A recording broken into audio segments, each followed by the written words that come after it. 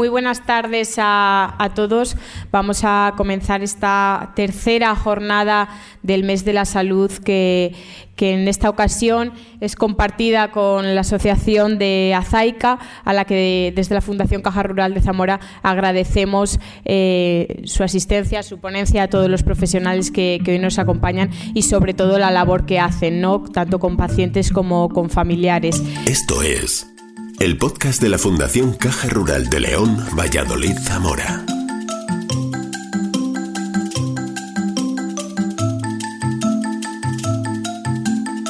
Escucha la carta, las conferencias, la voz de los premiados, el argumento del autor. Investigadores, médicos, científicos, historiadores, músicos, creadores de cultura y arte, intelectuales de diversas ramas se convierten en divulgadores de conocimiento a través de este podcast. Bienvenido. Le paso la palabra a Pilar, que pasará a comentarnos un poco sobre cómo vamos a exponer la jornada de hoy y a presentarnos a los distintos profesionales que nos acompañan. Muchas gracias por la asistencia de todos ustedes. Azaica nació para implantar en Zamora proyectos innovadores que estaba demostrado científicamente que mejoraban el tratamiento farmacológico y sobre todo y especialmente mejoraban la vida de los pacientes oncológicos. Esa fue la razón fundamental por la que Azaica nació en el año 2019. Con el apoyo en principio solamente de la Fundación Caja Rural. Estuvo desde el primer momento y después se incorporó al año siguiente, como la normativa establece, la Diputación Provincial, especialmente diputados que hoy tenemos aquí, sé que como personas, a Jesús María Prada y a Ramiro, que vienen siempre, están siempre con nosotros, pero en aquel momento nos acompañaron también para dar el impulso inicial. Así empezamos, de cero. En esta vida he aprendido muchas cosas, porque ya tengo mis años, claro, como pueden ver. Pero sobre todo quiero destacar dos que he aprendido. La primera es el agradecimiento. Un agradecimiento infinito a todas las personas que hacen posible que Azaica pueda ir ayudando cada vez a mayor número de personas, cada vez a mayor número de pacientes, que cada vez podamos incorporar mejores proyectos a esta provincia de Zamora. Somos pequeñitos, muy humildes, pero muy valiosos en cuanto a los valores que podemos transmitir. Y en Zamora se está haciendo un proyecto muy importante.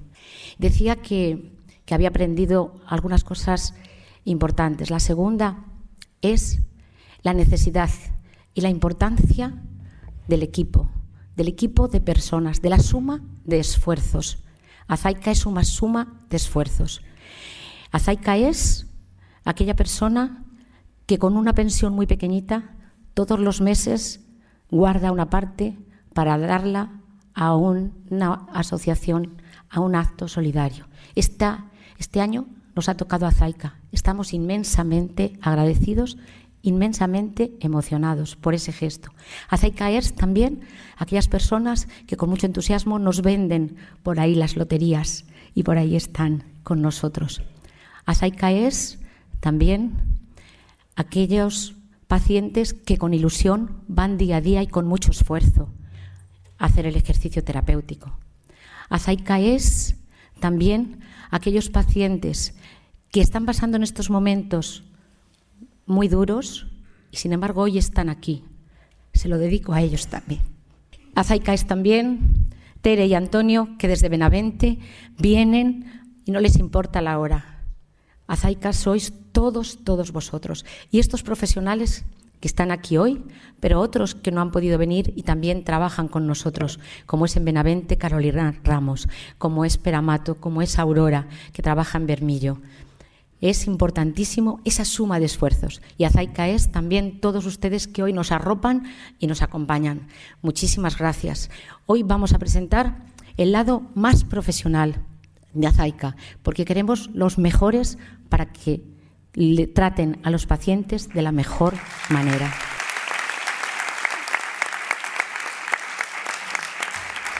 Pues el primero es el que creyó en este proyecto con ilusión, con ganas, con mucha fuerza. Solo le vamos a dar 10 minutos. Sé que se le quedan muy cortos, porque cada vez sabe más, porque se está preocupando muchísimo de cada vez interesarse más por lo que es el ejercicio terapéutico oncológico, y es David Rivera Herrero. Él es fisioterapeuta, coordina varias comisiones en el Consejo General de Colegios de Fisioterapia de España, coordinador de fisioterapia y deporte del Colegio de Fisioterapeutas de Castilla y León, fisioterapeuta de la Selección Nacional de Piragüismo, de vez en cuando se nos marcha por ahí, y pionero en este trabajo que hace Azaica. Bueno, buenas tardes a todos. Voy a hacer una síntesis muy somera de lo que se está trabajando en ejercicio terapéutico. No solamente los oncólogos ya empiezan a derivar de una forma sistemática y protocolizada a sus pacientes a los servicios de ejercicio terapéutico.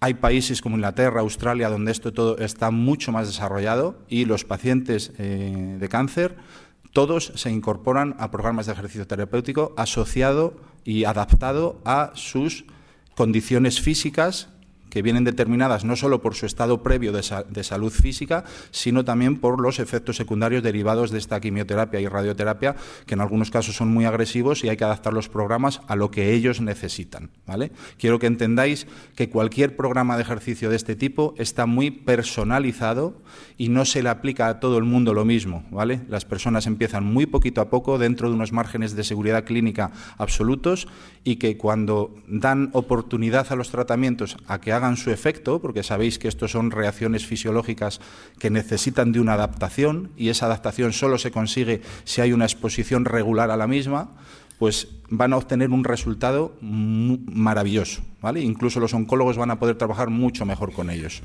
La primera diapositiva es un pequeño homenaje a Ana Ruiz Casado, que es de la que nosotros aprendimos y importamos el programa de ejercicio terapéutico.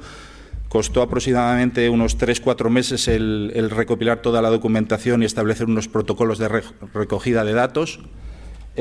Ana Ruiz Casado dice una frase que para mí es fundamental y pudiera ser el lema de cualquier programa de este tipo, y es que el ejercicio terapéutico es una herramienta tan eficaz o más que los propios fármacos oncológicos. Si se profundizara realmente en los efectos que está teniendo ahora mismo el propio ejercicio, os daríais cuenta que prácticamente todos los efectos asociados al proceso oncológico con tratamiento oncológico, el ejercicio terapéutico aporta un beneficio más que evidente, en algunos casos una evidencia de tipo 1A, que es la más alta que hay, en cuanto a las mejorías y beneficios para los pacientes que tienen ese tipo de síntomas. Es muy importante la alianza terapéutica entre médicos, equipo multidisciplinar, porque el paciente, si en todo momento se ve perfectamente cobijado por los distintos profesionales, desde la nutrición, la psicología, la fisioterapia, compañeros también del ejercicio físico, yo creo que el paciente puede realmente sentirse amparado en su camino y sentirse mucho más seguro de que lo que está haciendo lo está haciendo bien, y sobre todo que tiene un soporte científico importante. No podemos olvidar, en esas barritas que no vais a ver, la de arriba del todo es las causas de muerte por enfermedad. La primera de ellas es la cardiovascular, que está muy seguida de muy cerca por las enfermedades, el cáncer. Esa barrita roja que va por debajo, fijaros qué poquita distancia hay entre las enfermedades cardiovasculares que originan muerte y el cáncer. La incidencia del cáncer es un problema de primer orden. Se espera que entre el 2020 y el 2040, en 20 años, habrá el doble de personas que padecerán cáncer. Fijaros las cifras de las que estamos hablando. El envejecimiento de la población origina también un aumento. Entre el 2012 y el 2030 aumentará un 50% la incidencia del cáncer, pasaremos de 14 millones a 21 millones de personas.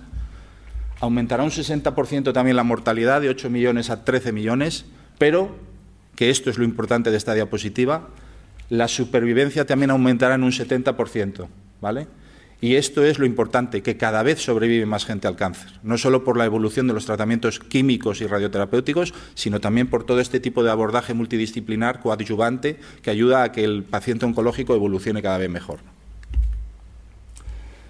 Aquí, para resumir, lo único que quiero decir, lo que pone el titular, es que hasta 14 tipos de cáncer, entre ellos los más prevalentes y los más incidentes, están directamente relacionados con el sobrepeso y la falta de actividad física.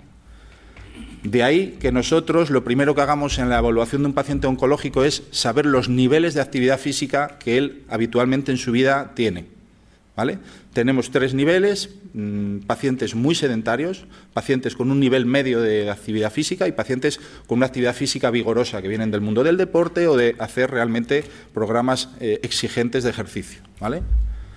Simplemente quiero que sepáis que 14 tipos de cánceres, los más prevalentes e incidentes, están directamente relacionados con sobrepeso.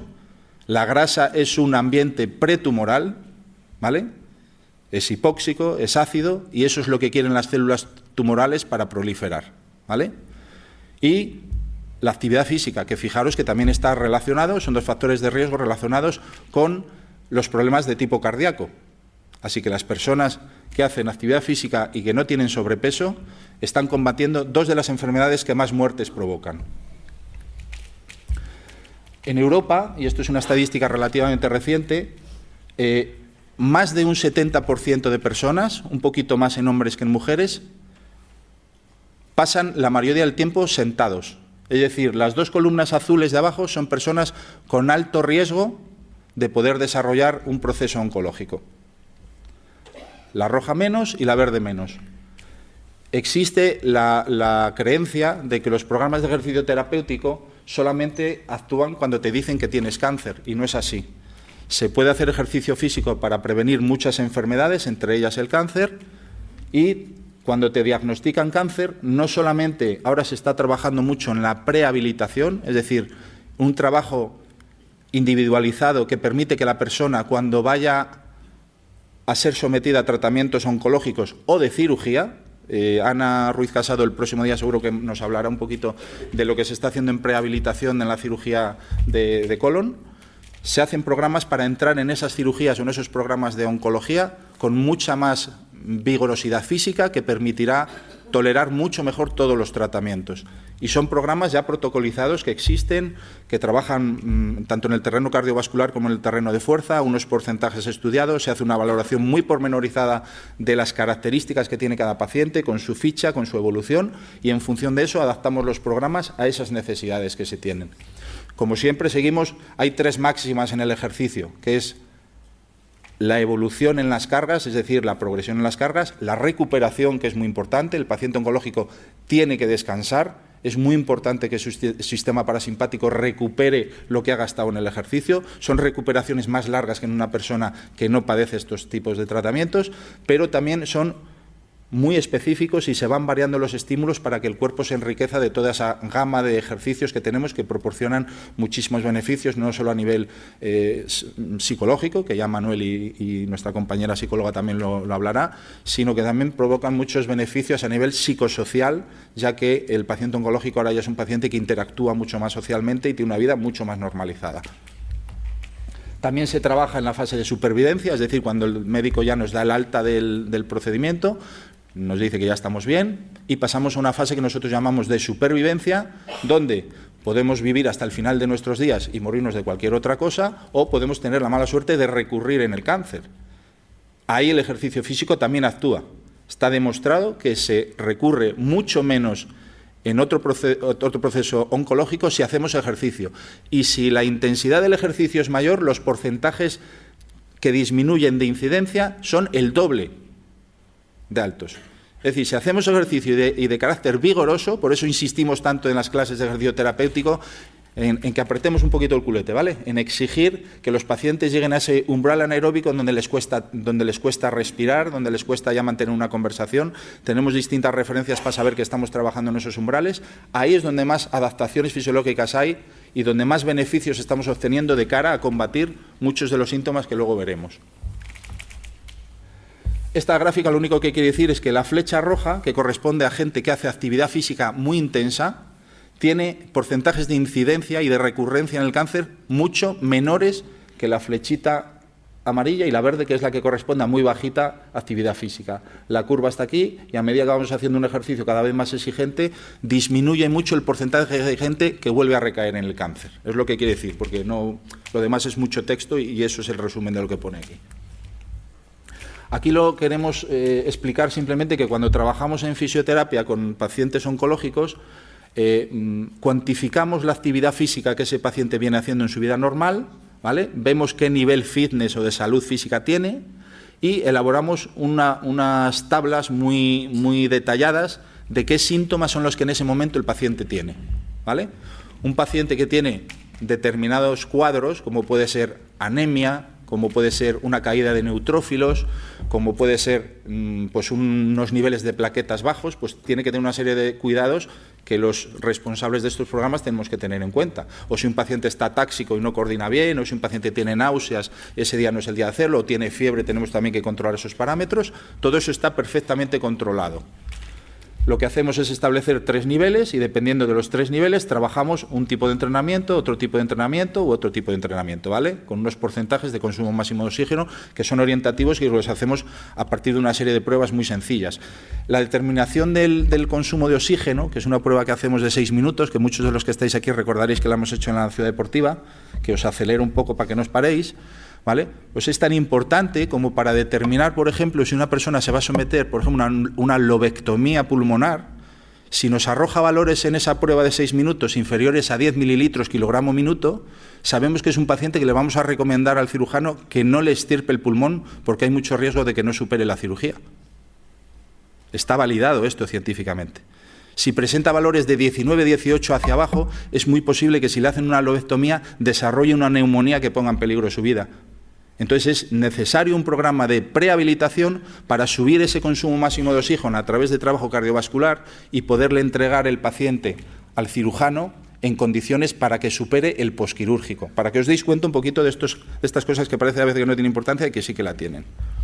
Mirad, aquí comprobamos los requisitos, que sobre todo las estrellitas lo que quieren decir es que hay una serie de test que nos encenden banderas rojas para saber que ese paciente no puede participar de nuestros programas, bien porque tenga algún tipo de riesgo cardiológico y todas las pruebas de esfuerzo las tiene que hacer en una unidad cardiológica donde esté perfectamente monitorizado y nos pasen los datos. No nos arriesgamos nunca jamás.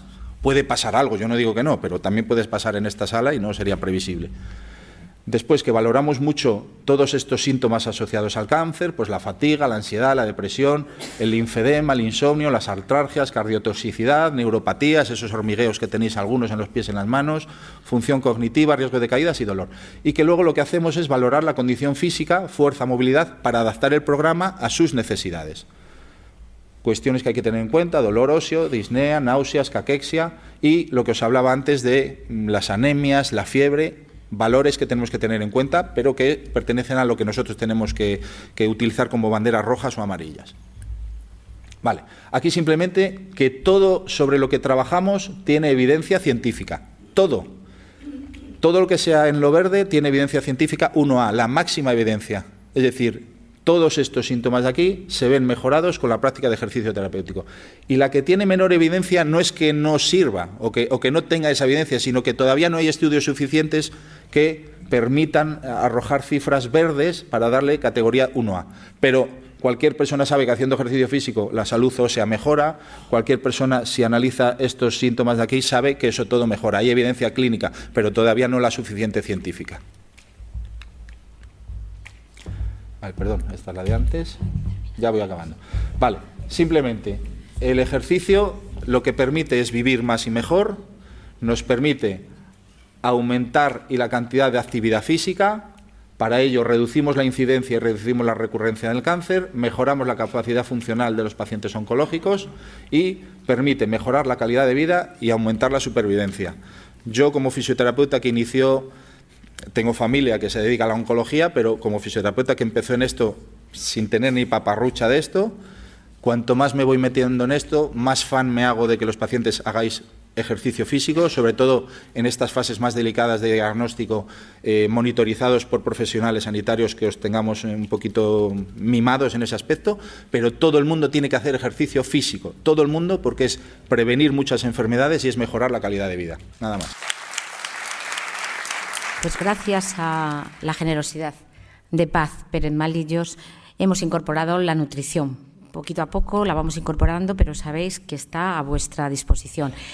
Paz es licenciada en Farmacia por la Universidad de Salamanca, diplomada en Nutrición Humana y Dietética por la Universidad de San Pablo en Madrid, máster en Atención Farmacéutica Comunitaria por la Universidad de Navarra, tiene cursos superiores en Alimentación y Salud, un posgrado en Dieta Mediterránea por la Universidad de Barcelona.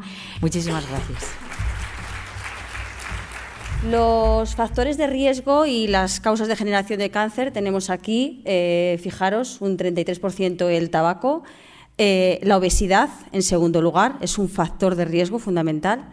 Y luego, a partir de ahí, bueno, pues tenemos otros factores, algunos de causa desconocida y otros como la falta de ejercicio, como acaba de comentar él, familiares, alcohol, etcétera, etcétera. Resumen.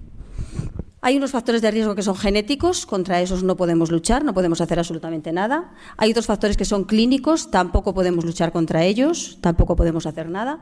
Pero, sin embargo, sí que hay unos factores nutricionales y de estilos de vida, que ahí sí que podemos nosotros incidir. Y estamos hablando de factores de riesgo, no estamos hablando ya de recuperación, de proceso de recuperación, estamos hablando de prevención. Entonces, en esa prevención está tanto la dieta como la obesidad. Evitar la obesidad y llevar una dieta adecuada. Él lo ha comentado también, que es un factor de riesgo fundamental. Y otros, el sedentarismo, él lo ha comentado también. Llevamos una vida muy sedentaria y es un factor de riesgo importantísimo para cualquier enfermedad cardiovascular y enfermedad oncológica. Y el alcohol y el tabaco, naturalmente. Por lo tanto, ¿en qué nos puede ayudar un tratamiento ya durante, no como prevención, sino ya cuando estamos con ese tratamiento?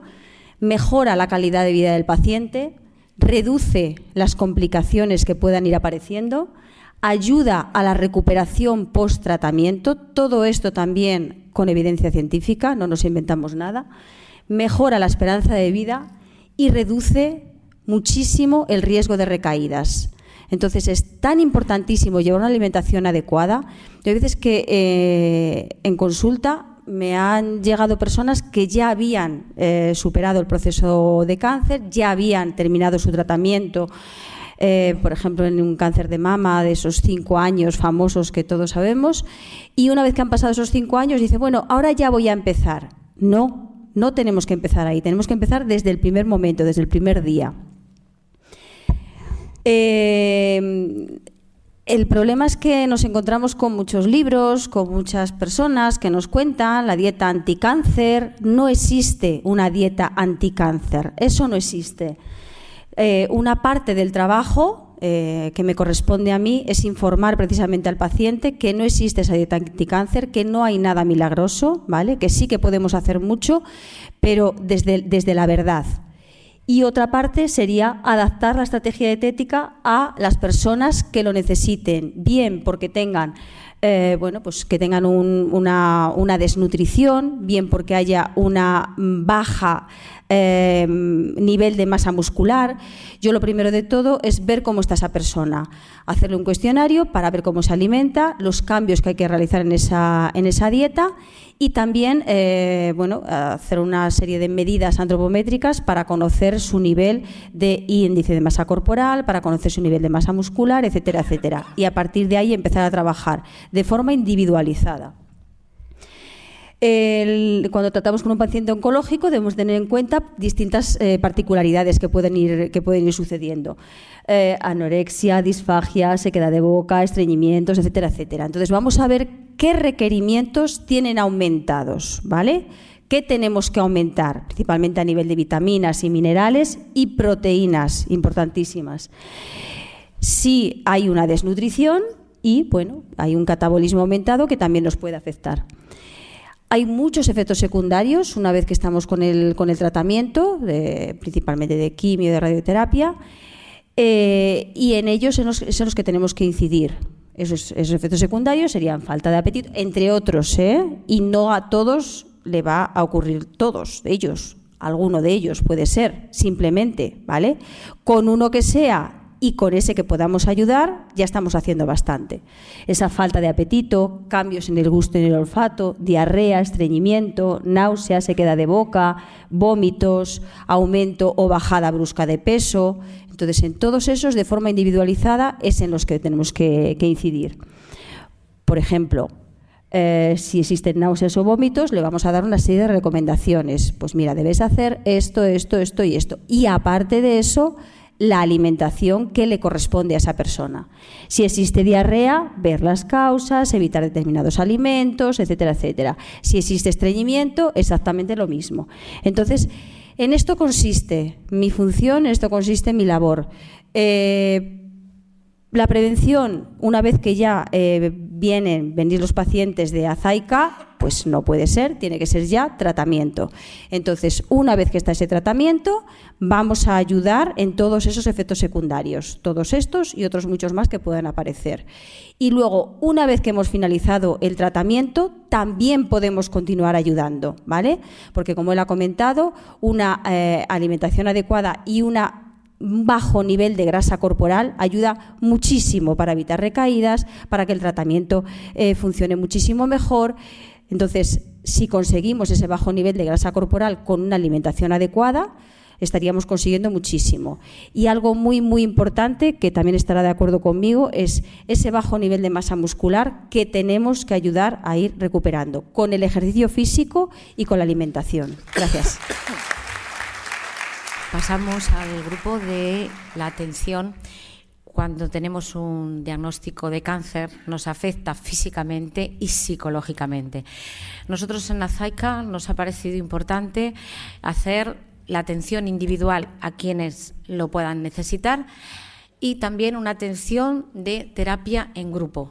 Por eso tenemos 2 psicólogos que están trabajando, uno en la terapia individual, que es Sara Castro, que intervendrá en primer lugar, y después Manuel Martín, que intervendrá posteriormente. Sara Castro es licenciada en Psicología por la Universidad de Salamanca, experta en duelo, máster en Psicología Clínica y máster en Intervención en Duelo, posee una experiencia de 15 años y es profesora del máster en Relación de Ayuda de la Universidad Católica de Valencia. Ha participado en diferentes proyectos de investigación, es miembro de la Red Nacional de Psicólogos para la Atención de Víctimas del Terrorismo del Ministerio del Interior. Y lo único que puedo decir de ella, como de los demás, es que las personas a las que atiende están encantadas con Sara. Así que muchísimas gracias, Sara.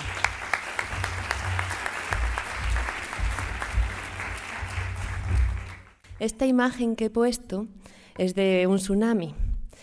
¿Por qué empiezo con esto? Porque las imágenes nos ayudan mucho a comprendernos, ¿no?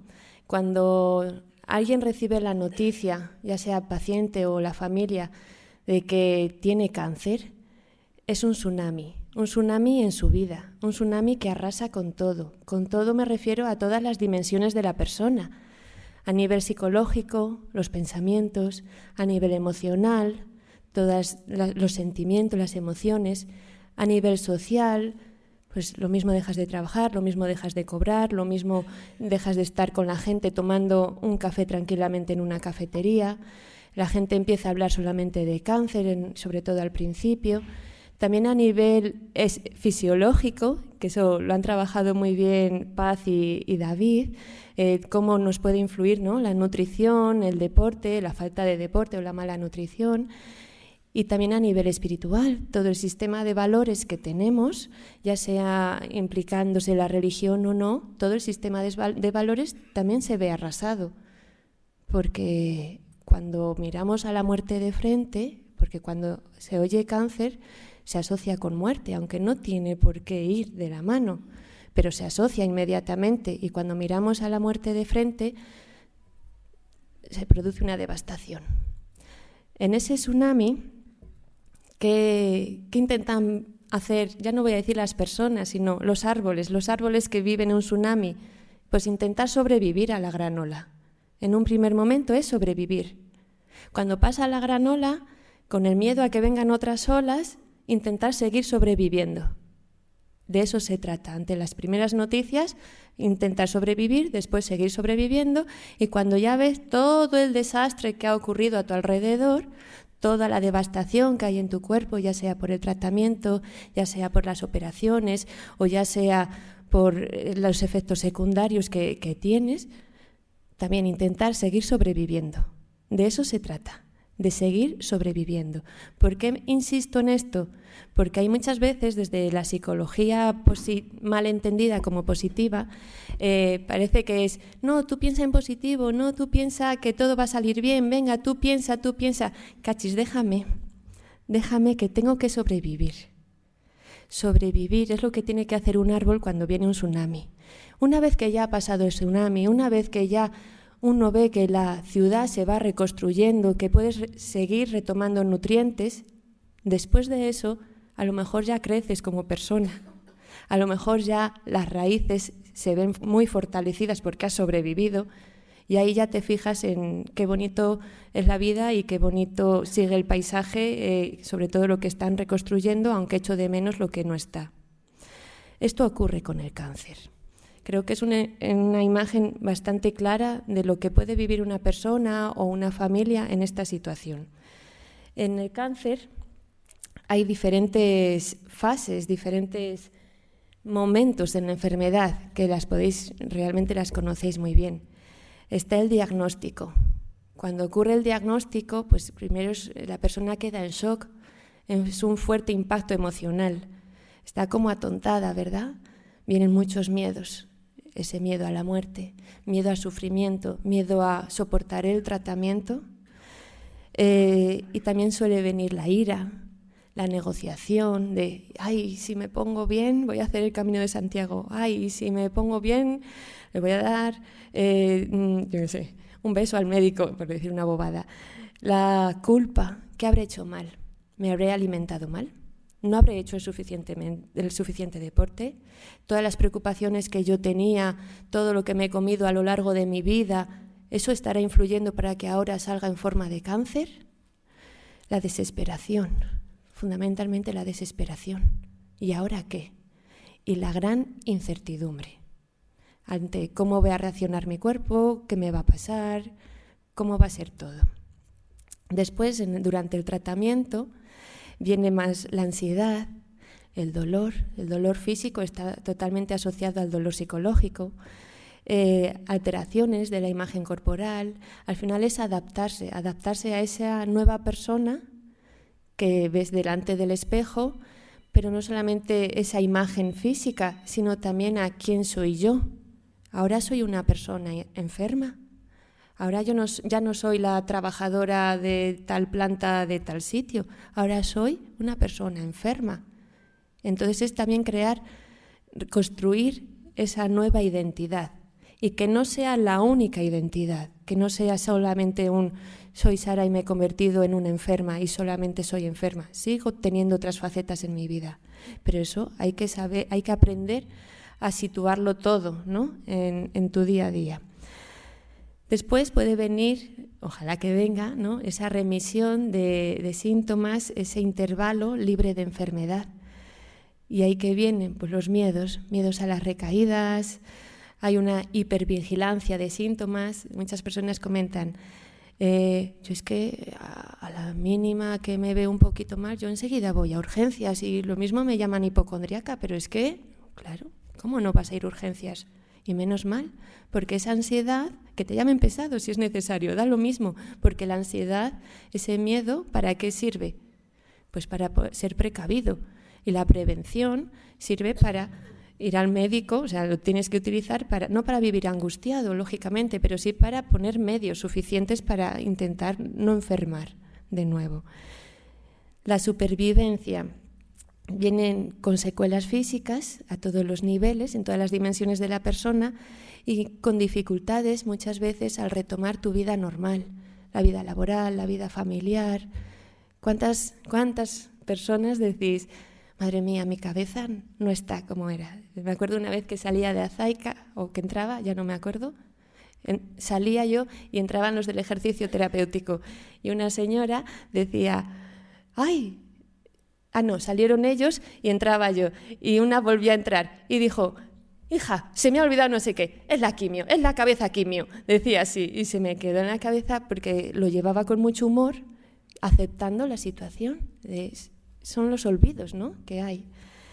Y a veces las fases de la enfermedad también incluyen una recidiva, una reincidencia, ¿Qué ocurre aquí? Aquí ocurre un fuerte impacto psicológico.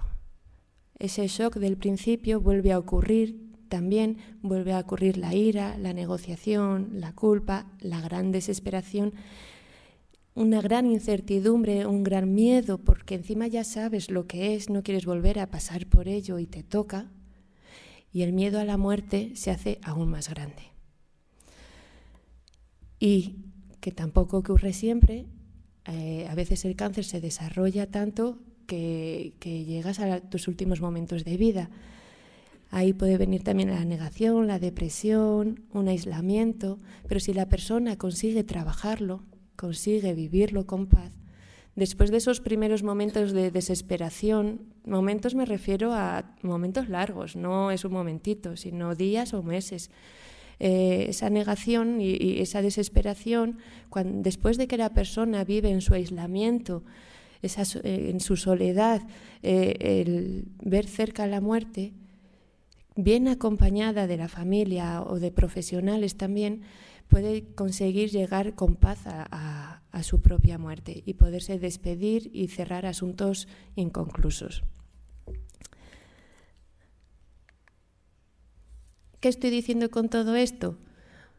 Pues que la enfermedad es un duelo, es una pérdida, la enfermedad es una pérdida, la pérdida de la salud, y las pérdidas de cualquier tipo hay que elaborarlas, son duelos, y los duelos implican trabajo, y los trabajos implican cansancio.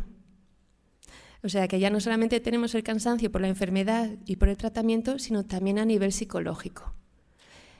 La persona que trabaja su duelo, que elabora su situación, está cansada. Por eso también es necesario momentos de desesperación, de decir, dejadme todos en paz, o de olvidarse de todo y desconectar, intentar hacer ese equilibrio que me habéis oído decir muchos, de ir por el cable con la barra, de a veces conecto con lo que me está pasando y a veces desconecto con lo que me está pasando, porque si no, no puedo seguir luchando, no puedo seguir viviendo. De eso se trata, de buscar un equilibrio. Por eso decía al principio de ese tsunami, que hay que construirse y que todos nos construimos juntos. Cuando una persona está elaborando un duelo, necesita el apoyo de todo el mundo. El apoyo a unas personas les servirá el venga vamos, y en algunos momentos servirá el venga vamos, que aquí estoy contigo, y hay otras veces que el apoyo justamente es dejar ese espacio, esa soledad, porque también es necesaria para poder elaborar lo que tienes por dentro.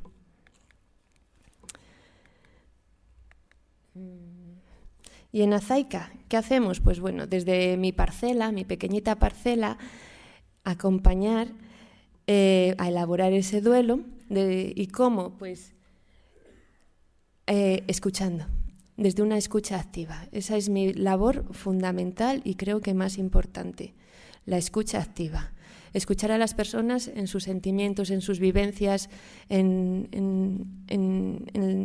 ayudarles a que expresen de una forma adaptativa sus sentimientos y que se den cuenta de lo que producen en ellos, intentar que los canalicen en su día a día de una forma adaptativa, que no se hagan daño.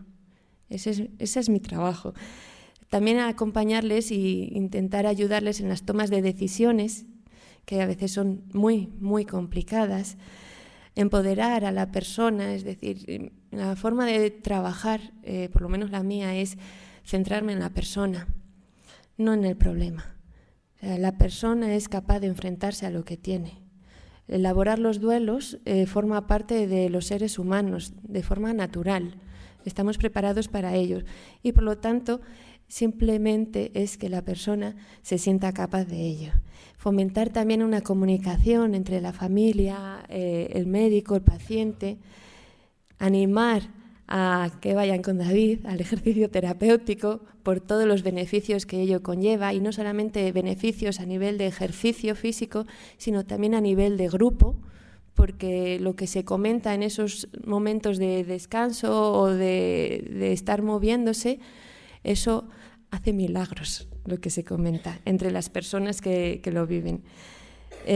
También es un espacio para trabajar poniendo una nota de humor.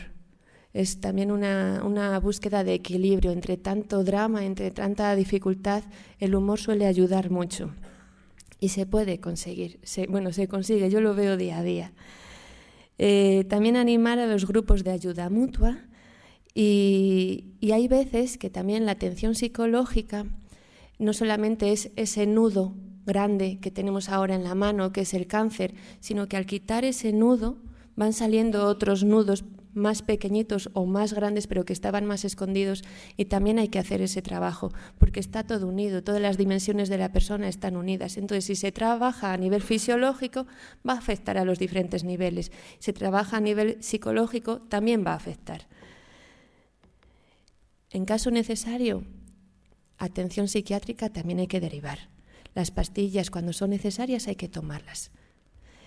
Y otro trabajo que se hace desde la atención psicológica en Azaica es la sensibilización, que es lo que estamos haciendo hoy. Es muy importante sensibilizar a la sociedad, es muy importante trabajar, porque todo el mundo habla de cáncer, puede oír hablar de cáncer, pero no todo el mundo acompaña bien en el cáncer, en la enfermedad, no todo el mundo utiliza o pone métodos preventivos ante la enfermedad. Entonces, ese trabajo de sensibilización también lo hacemos. Y acabo, mi trabajo, la atención psicológica, yo digo que ¿a qué me dedico? Pues a caminar descalza, lavándome muy bien los pies.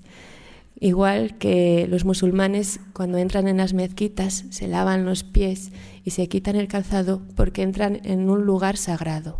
Los psicólogos trabajamos en el lugar sagrado de la persona, en terreno sagrado. Por eso es muy necesario que nosotros nos descalcemos y vayamos con cuidado para poder acompañaros lo mejor posible. Muchas gracias.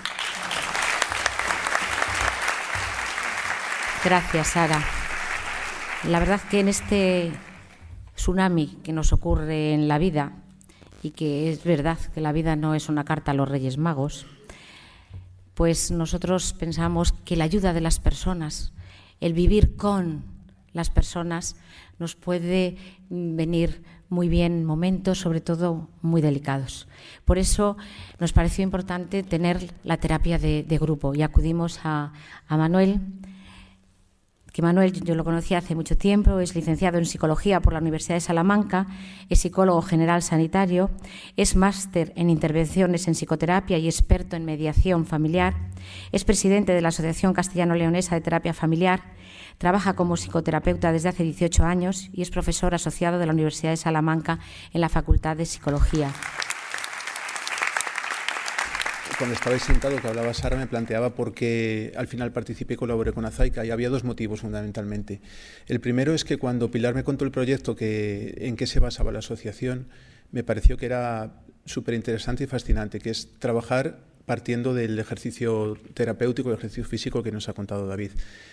Y es que creo que fue en el 2008, que parece que hace poco tiempo, son ya 16 años, en un congreso en Valencia, en el que participaba como asistente, hablaron de un estudio en el que personas que habían sufrido situaciones traumáticas y situaciones importantes de crisis vitales, fallecimientos de familiares, pérdidas de un miembro, cáncer, el estudio trataba de investigar qué es lo que a esas personas les había ayudado más para superar las dificultades o los problemas.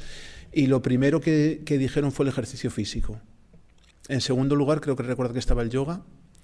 Y en tercer lugar estaba la psicoterapia individual y grupal, y creo que el cuarto era ya la medicación y el quinto no lo recuerdo muy bien. Pero me parece fascinante la idea de poder trabajar la rehabilitación a través del ejercicio terapéutico y físico.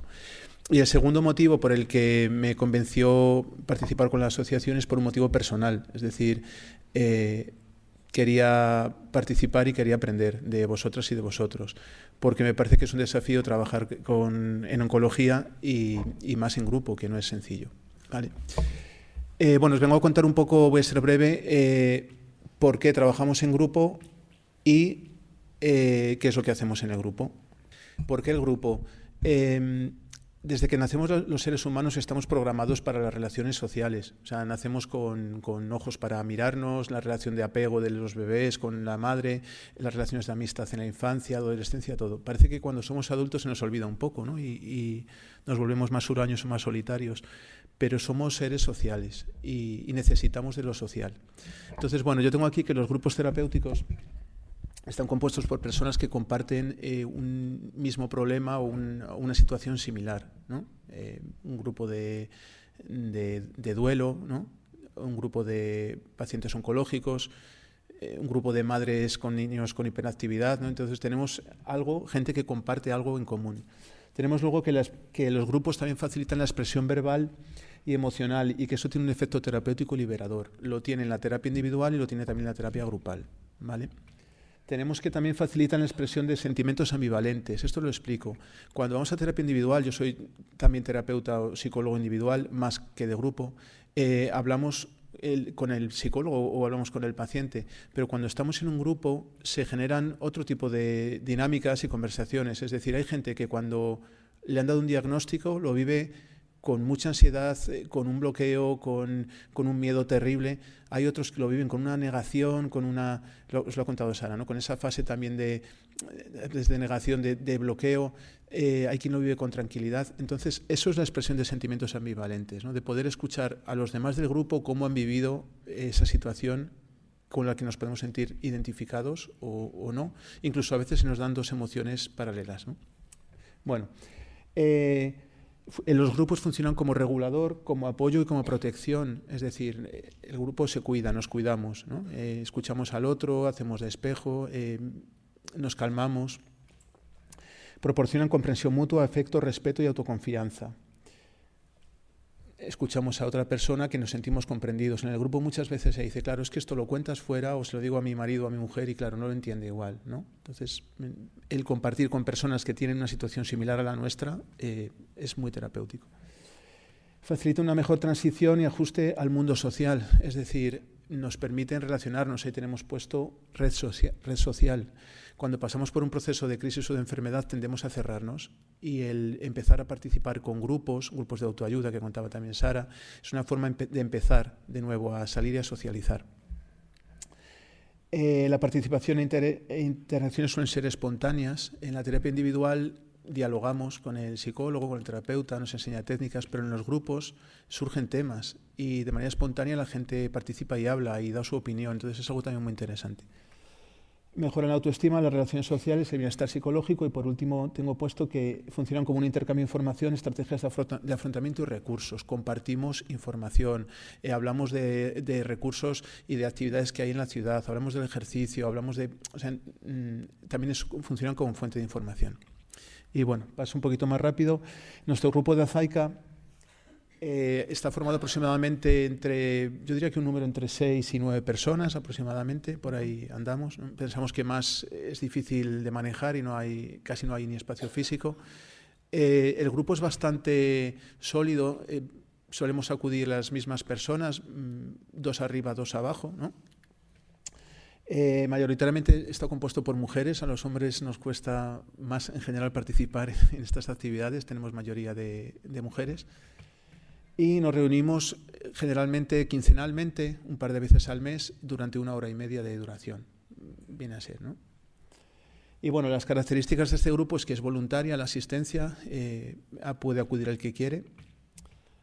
Está el criterio de confidencialidad, lo que hablamos ahí es confidencial, están contando cosas personales, de respeto hacia lo que dice el otro y de apoyo mutuo. ¿Vale? El grupo funciona también como un apoyo.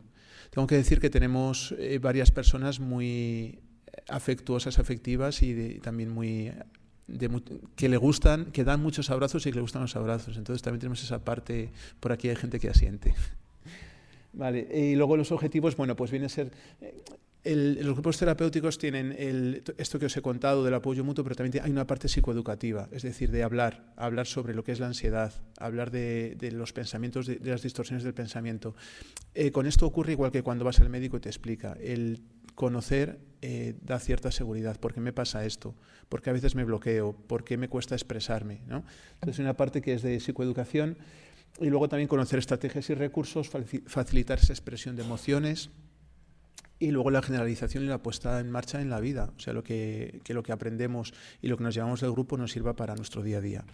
Y bueno, y por último, los temas que abordamos en el grupo, tenemos un poco como tema central la ansiedad, que es algo muy común, yo diría que a casi todas las enfermedades y todo. La ansiedad es la emoción quizá más básica que sentimos, ¿no? Que nos pone en alerta. Hemos hablado de gestión emocional, hemos hablado de dificultades y problemas con el sueño, también de por qué dormimos mal. Estamos abiertos a que la gente sugiera temas e ir tratándolos. Hemos hablado sobre los problemas que tienen solución y los que no tienen solución. Es decir, cómo manejamos esto, porque hay cosas que nos hablaba Sara del duelo, ¿no? Un fallecimiento, cómo gestionamos eso, ¿no? Una enfermedad que puede ser crónica, cómo lo vamos a manejar. Hablamos sobre relaciones sociales y afectivas, de cómo nos relacionamos con los demás, cómo entienden nuestra enfermedad. Bueno, estrategias de afrontamiento, movilización de apoyos y recursos internos que tenemos las personas, cómo gestionar esas distorsiones del pensamiento, ¿no? Cómo enfrentarnos a, pues eso, una recaída, ¿no? Y por último, la promoción también de hábitos saludables. Y aquí finalmente tengo que es un grupo en el que hay muy buena participación y cohesión entre todos los que participamos, de apoyo mutuo y afecto. Hay muy buena acogida a las personas nuevas, nos encanta que venga gente nueva porque bueno, creo que suma y aporta más al grupo. El clima es muy positivo y de sentido del humor, es decir, salimos casi siempre o siempre con buenas sensaciones sobre las cosas que se han ido tratando. Y por último tengo puesto ahí que aprendemos sin falta que nos divertimos, que decía Pilar. Yo aprendo mucho, creo que nos llevamos cosas y nos divertimos también con las sesiones grupales. La Junta Directiva de Azaica se enteró de que había pacientes oncológicos que remaban una canoa en algunas provincias y claro, nosotros pues aquí recurrimos, pues ¿a quién? Pues al campeón que teníamos nosotros en Zamora, que además de eso ahora es campeón en solidaridad, que es Juan José Román Mangas. Juan José Román Mangas es deportista español, compitió en piragüismo en la modalidad de aguas tranquilas. Ganó 3 medallas en el Campeonato Mundial de Piragüismo y en 2009 fue elegido también presidente de la Real Federación Española de Piragüismo. Y ahora para nosotros es pues campeón en solidaridad, se lo pasan de miedo en surcando las aguas del Duero. Y bueno, yo quería también que estuviera aquí porque es una parte muy importante ahora mismo de Azaica. Muchas gracias. Nuestra experiencia no se basa en la investigación, se basa en la práctica diaria que hacemos y, bueno, y lo que conseguimos a nivel emotivo y a nivel participativo. Para hacer una introducción, nuestro programa, el que estamos realizando, se basa en experiencias que han tenido otros colectivos en todo el mundo. En concreto, este programa se inició en Canadá para ayudar a aquellos pacientes que habían superado o que estaban en tratamiento de cáncer.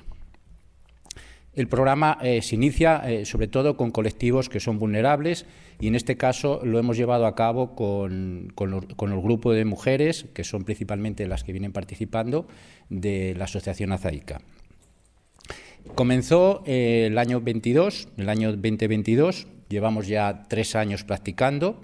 Hemos ido progresivamente aumentando las sesiones, ya que al principio, bueno, hay un hándicap que es que hay que subir a un barco que tiene poca estabilidad, que tiene desequilibrios, que muchas veces son practicantes que no han estado cerca ni en una embarcación en el ambiente de agua y que había que superar todo eso. Hay una parte que también es la que condiciona, que son los accesos al río, que a veces no están en buenas condiciones y que pueden surgir accidentes. Hay que evitar primero que haya accidentes en el embarque y en los desembarques. Hay que evitar que haya temores que se generan a la hora de practicar en el agua, ir por el río, ya que no es una práctica habitual, estamos acostumbrados a ir por la orilla, o bien andando o bien en bicicleta, pero no estamos acostumbrados a ir en una embarcación. ¿Y a quién dirigíamos esta práctica? Pues a todas aquellas personas que querían tener una experiencia nueva y que querían, pues de alguna manera, bueno, pues formar parte de este grupo, de este equipo, que como se ha dicho, pues hay en otros colectivos, en otras ciudades, que luego compiten también. Hay una competición que, además del ejercicio que hacemos, ejercicio que es voluntario, pues se forman grupos que compiten a nivel nacional o a nivel autonómico, y que, bueno, esto genera pues una nueva ilusión en todas aquellas que vienen a practicar. Esta modalidad de barco dragón, como bien se ha dicho que se llama, es una modalidad que se practica, que viene de China, y se traslada a Europa y se traslada a otros continentes con la intención de dirigirlo a los pacientes que han pasado cáncer de mama. Se inicia principalmente en Canadá y se hace por el doctor Mackenzie, que fue un precursor de estas actividades, ya que sus estudios llegó a la conclusión que, como ya han dicho mis antecesores, la práctica deportiva generaba un beneficio a los pacientes de cáncer. Los practicantes que hoy hay en día a nivel nacional son muchos, porque en muchas provincias se está llevando a cabo este tipo de prácticas. Una categoría específica para estos practicantes, que son los supervivientes de cáncer de mama, que practican en esa categoría, y solamente ellos contra ellas mismas. Son mujeres que practican en la modalidad de supervivientes de cáncer de mama. Y luego hay otras categorías también en las que el grupo de Azaica, pues bueno, pues también participa, porque lo que buscamos es, cuando vamos a competir, lo que buscamos es tener experiencias, nuevas experiencias, en lo que supone pues la asistencia a las competiciones y lo que hacemos a diario en las prácticas. Los beneficios para los supervivientes de cáncer de mama y por qué elegimos el barco dragón: es una embarcación, como he dicho antes, se forma con 10 tripulantes, un timonel y un tambor, que es el que marca el ritmo. No se necesita una gran experiencia. Hemos superado en todo momento los miedos al agua, los miedos a ir por el medio del río, y hemos sido capaces de conseguir, desde el principio, cuando nos iniciamos, no conseguíamos dar más de 20 paladas seguidas. Entonces dábamos 20 paladas y parábamos, porque era un ejercicio que había que soportar con los hombros, que había que soportar con la espalda. Entonces esto, superarlo, pues es un pequeño hándicap, pero que se superó. Luego dábamos 30, luego 50, luego 100, luego ya dábamos un largo de 500 metros, luego dábamos un largo de 1000, luego hacíamos una vuelta completa de 2000. Quiere decir que a lo largo de estos 3 años hemos ido progresando, porque ellas mismas han sido capaces de superarse. Unas más que otras, porque las que hacen el grupo de competición, pues en el grupo de competición se es más exigente, porque vamos a tener que competir contra otras pacientes también, y en el grupo de terapia pues somos menos exigentes, y lo que hacemos, la actividad es más dirigida hacia el ocio. En total, en número de practicantes somos aproximadamente unas 40, que unas veces más, unas veces menos, y de muy variopinto. Quiere decir que las edades, pues no voy a decir desde cuándo, pero sí voy a decir hasta dónde. Quiere decir que ha habido practicantes que superan los 70 años y alguna de ellas los 80 años. Aceptamos a todo el mundo, todas aquellas que queráis ir a practicar, podéis ir, llamar a través de la asociación y, bueno, incluiros en un grupo.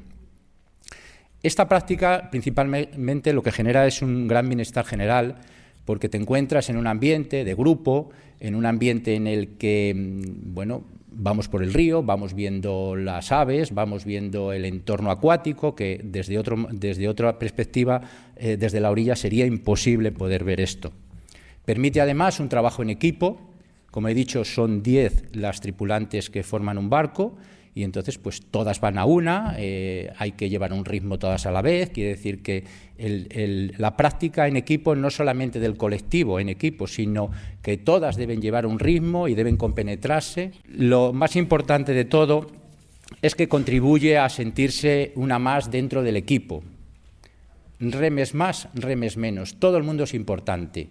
Llevando el ritmo, todo el mundo es importante. No llevándolo, también es importante. Intentamos que todas aprendáis a poder formar parte del grupo para que la dinámica del equipo pues sea más acertada y el barco vaya mucho mejor, mejora el equilibrio, mejora la práctica, mejora cada uno de los movimientos que podéis hacer y, en definitiva, se puede resumir en 2 objetivos. Es que promovemos la actividad física deportiva, aumentamos la calidad de vida a nivel físico y emocional, social, a través de la práctica en barco dragón. Y, además, visibilizar estas prácticas que se convierten en un recurso al alcance de todas las personas, como he dicho antes, todas aquellas que queráis acercaros, estéis invitadas. No importa ir rápido, sino que poco a poco, aprendiendo. Además, también dando abrazos, como ha dicho Manuel Ángel. Muchas gracias.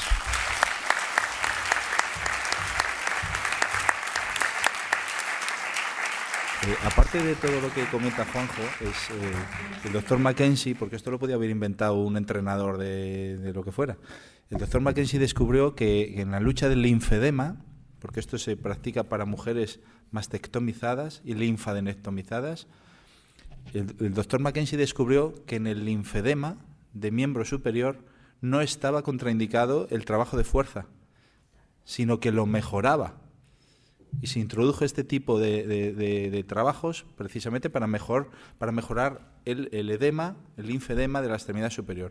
Y no solo eso, dentro de las mujeres mastectomizadas, el 30% desarrolla sarcopenia, que es esa pérdida de masa muscular, ¿vale? La pérdida de masa muscular aumenta en un 35% la mortalidad de las mujeres que padecen cáncer de mama. Es decir, aumentar la masa muscular disminuye la mortalidad y mejora la tolerancia a la quimioterapia, ¿vale? Porque el músculo compite con el estrato metabólico del cáncer, le quita de comer al cáncer, ¿vale? Es una cosita que quiero aclarar. Y también las mastectomizadas, la obesidad en mastectomizadas aumenta la mortalidad en un 41%. Así que fijaros, la participación en un programa de estos de extremidad superior, lo que mejora la participación, aparte de todo lo que ha dicho Juanjo, que es maravilloso. Nos queda el broche final, porque hoy hemos querido presentar la parte más profesional de Azaica, pero Azaica también, como dice algún paciente, tiene alma, tiene corazón, y el alma y el corazón lo ponen los pacientes de Azaica. Por eso queríamos tener también una representación de ellos. Así que muchísimas gracias y vamos a terminar. Bueno, me llamo Mercedes, como ha dicho Pilar, y soy paciente de cáncer de mama. Me gustaría comentar que se hace muchísimo hincapié en la prevención, en las mamografías, en los cribados. Yo me gustaría decir que se hiciese mucho hincapié en las autoexploraciones. Es como están un poquito dejadas, y en personas como yo, que no tengo una mama grande, es una mama pequeña, pues es muy importante. Y en los hombres también. Los hombres deberían hacerse una autoexploración de vez en cuando, y las mujeres que no tengan las mamas grandes también. En mi caso, yo me lo detecté yo. Fue una lentejita chiquitina que apareció un día y solicité una mamografía.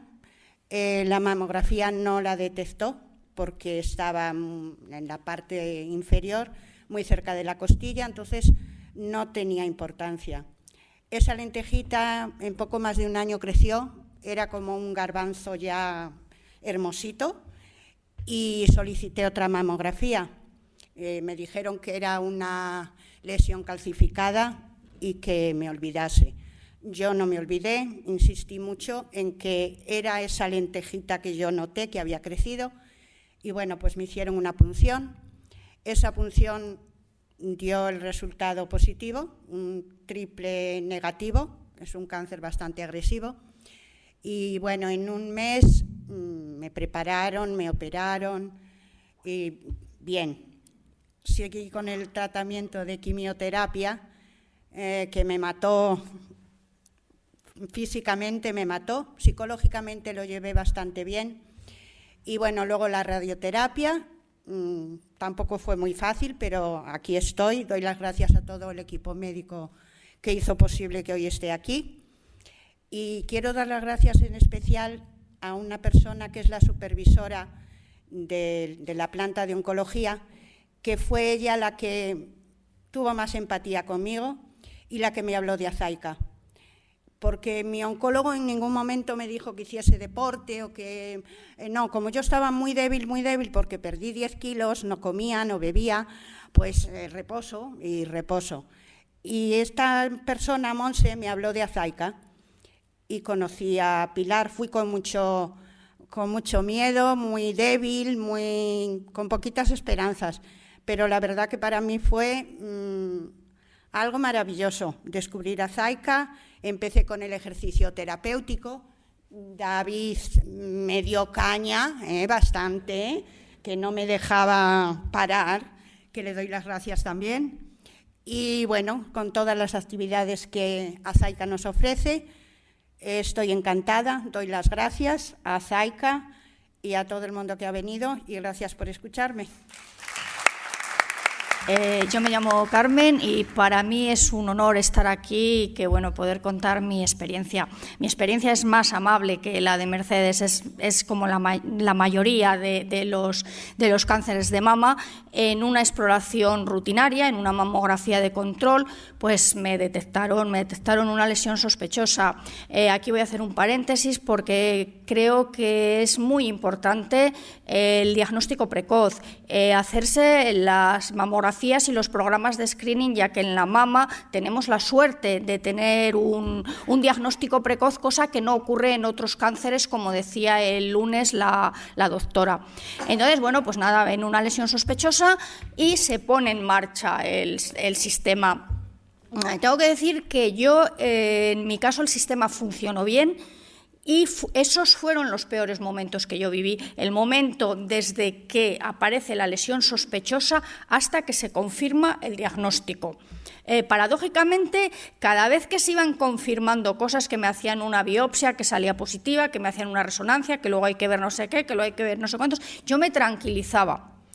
Para mí el sistema sanitario era un sistema amable que me daba seguridad. Entonces, bueno, se confirmó el diagnóstico y me proponen cirugía. Me hicieron una cirugía conservadora, con reconstrucción, estupendamente. Mi recuperación fue buena.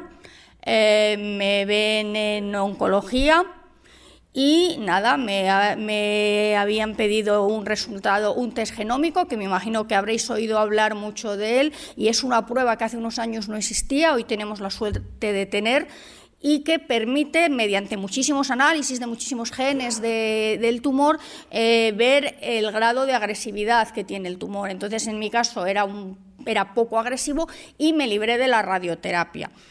De la quimioterapia. Sí recuerdo que le dije a la oncóloga, bueno, si es necesario que me lo hagan, porque es igual que en la cirugía, que me lo quiten todo, ¿no? Eso es un poco a lo que vamos todos. Para eso están los profesionales que nos centran y nos dicen los beneficios y los perjuicios que puede haber a la hora de tomar las decisiones que siempre las tomamos nosotros. Bueno, pues nada, me recupero de la cirugía, me ponen el tratamiento hormonal y paso la radioterapia, también muy bien y con muy buena tolerancia. He tenido dos grandes hándicaps a lo largo de este proceso, y uno ha sido mi círculo personal, social, laboral, que yo lo he contado siempre, en todo momento, sin dramatismos, con normalidad. De hecho, yo tuve que hacer un grupo de WhatsApp cuando la intervención, porque toda mi gente tenía que estar informada en todo momento, ¿no? Fue muy emocionante eso para mí.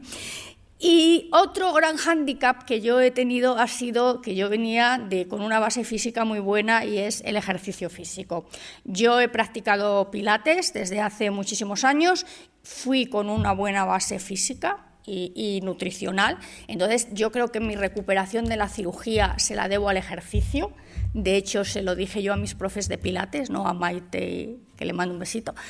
Y los síntomas de la radioterapia, que llevé muy bien la radioterapia. Mis momentos de cansancio, que la verdad es que fueron muy pocos, luego me uní al ejercicio de Azaica, una vez que ya me puse en contacto con la asociación. Mis momentos de cansancio, de agotamiento, que fueron muy pocos, mejoraban después del ejercicio. Y esto hay evidencia científica, pero también hay evidencia personal, que me imagino que los testimonios de las que lo hemos vivido son muy importantes. Y bueno, pues nada, terminé la radioterapia a finales de octubre, ahora estoy en un proceso de recuperación y de ya pensando en incorporarme a mi vida laboral. Y, por supuesto, sabiendo que hay que seguir las revisiones y que, bueno, que yo creo que me espera unos años, unos momentos en el que a lo mejor esas revisiones da miedo, a ver por si recaes. Pero bueno, contamos con eso y creo que hay que vivir con eso. Quiero decir ya para terminar, ya termino, que la actitud es muy importante, la actitud, las relaciones sociales es muy importante, pero lo que nos salva la vida y lo que nos cura son los tratamientos y la investigación. Entonces quiero lanzar desde aquí, aprovechando estar aquí, un mensaje a quien corresponda para la inversión en investigación y para que los pacientes oncológicos tengamos acceso a todas las innovaciones que existe en el mercado y que ya están aprobadas lo antes posible. Muchas gracias.